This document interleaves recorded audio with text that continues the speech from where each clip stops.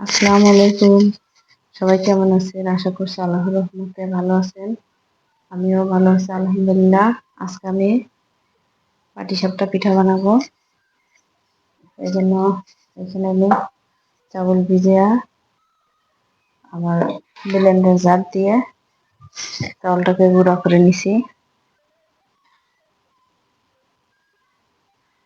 2 cup চাউলের গুঁড়া আর নিচ্ছি 1 বাটি আটা। এটা বাদ দিতে পারেন আটাটা শুরু দিলাম, পিঠাটা অনেক নরম থাকবে তাই।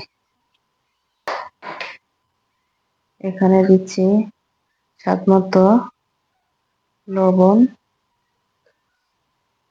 দিয়েছি হলো 1 চামচ, 1 চামচের একটু বেশি, 1 চামচ চিনি। আর এখানে দিচ্ছি 10 টাকা প্যাকেট, 2 প্যাকেট গুঁড়া দুধ।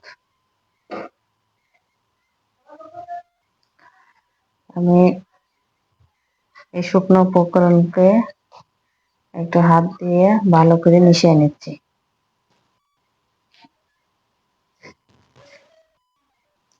এখানে আমি দিয়েছি অল্প অল্প করে পানি, ঠান্ডা পানি।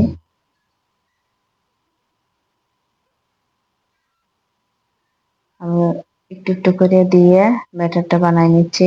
দিয়ে ব্যাটারটাকে তৈরি করে নিচ্ছি। ব্যাটার তৈরি করে নিলাম। ব্যাটারটাকে এক পাশে এখন একটু রেস্টে রেখে দিচ্ছি। আর চুলাটাকে অন করে দিচ্ছি। এখানে আমি এখন এর জন্য একটু ফিসা তৈরি করে নিচ্ছি। এখানে এটা দুধ দিয়ে দিলাম।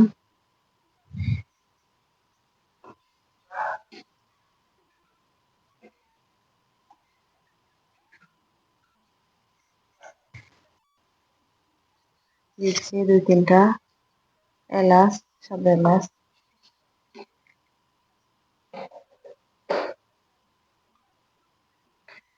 এখানে এলাচের গুঁড়োটাও দেওয়া যায়, আমি আস্ত এলাচটা দিলাম, পরে তুলে নিলাম।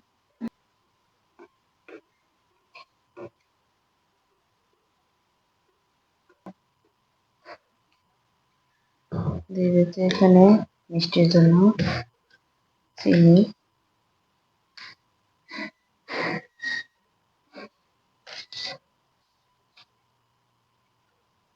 এখানে 2 চামচ চিনি দিয়ে দিলাম। তাহলে আপনাদের পছন্দ মতো মিষ্টিটা দিয়ে দিতে পারেন।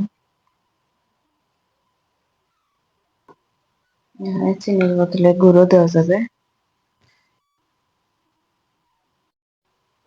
আমি এখন এই দুধ জাল দিয়ে একদমই করে নিছি। আর এখানে একটু চাউলের গুঁড়া আমি পানির সাথে মিশিয়ে নিছি। এখন আমি এটা দিয়ে দিচ্ছি দুধের মধ্যে।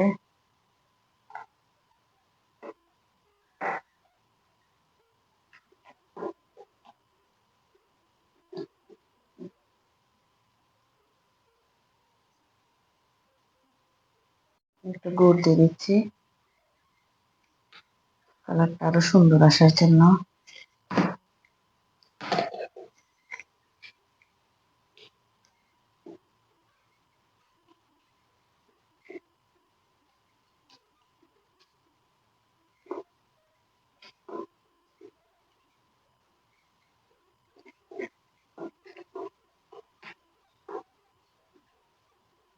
চুলার জলটাকে একদম লো আছে রাখছি।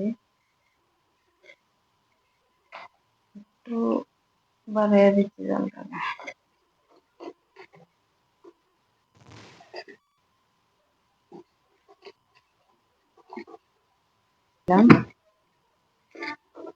একটু ঠান্ডা হতে দেবো। নামিয়ে দিচ্ছি। নামিয়ে কিছুক্ষণের জন্য আমি এভাবে রেখে দিচ্ছি।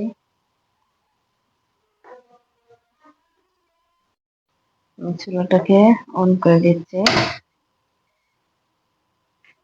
ওকে দিয়ে কড়াই বসিয়ে দিলাম। আর এই যে আগে থেকে ব্যাটারটা তৈরি করে রাখছিলাম, আমি টিস্যু দিয়ে কড়াইটা মুছে নিচ্ছি।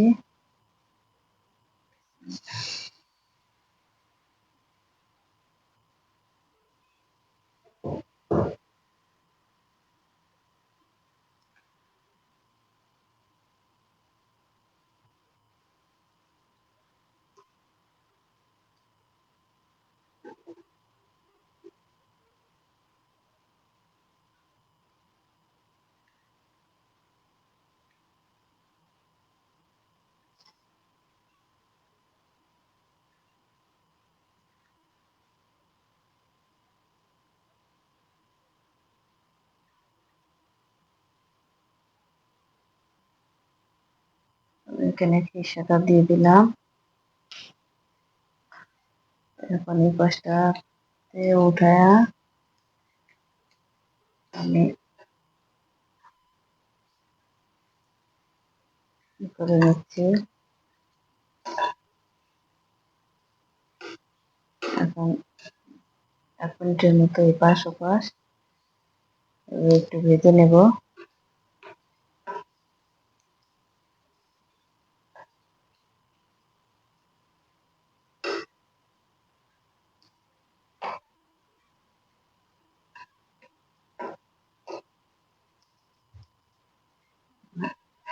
একটা পিঠা হয়ে গেল, আমি তুলে নিচ্ছি।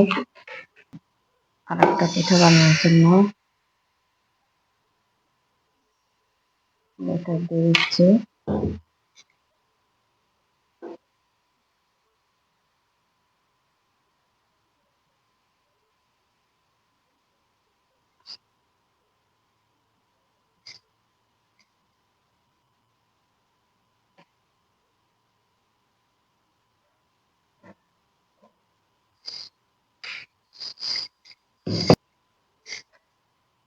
আমি এভাবে আর একটা আপনাদের সাথে শেয়ার করছি।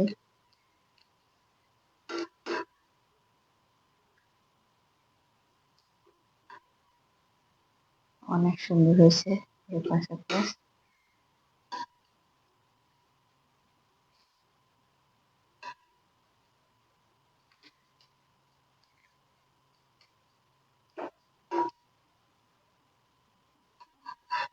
এইভাবে আমি সব পিঠাগুলো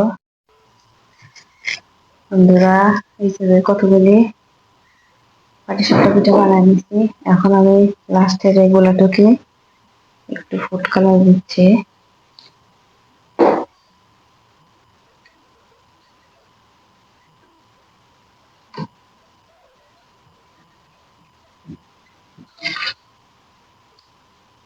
মিশানো শেষ। 2 রকমের কালার বানাচ্ছি আমি পাটিসাপটাটা।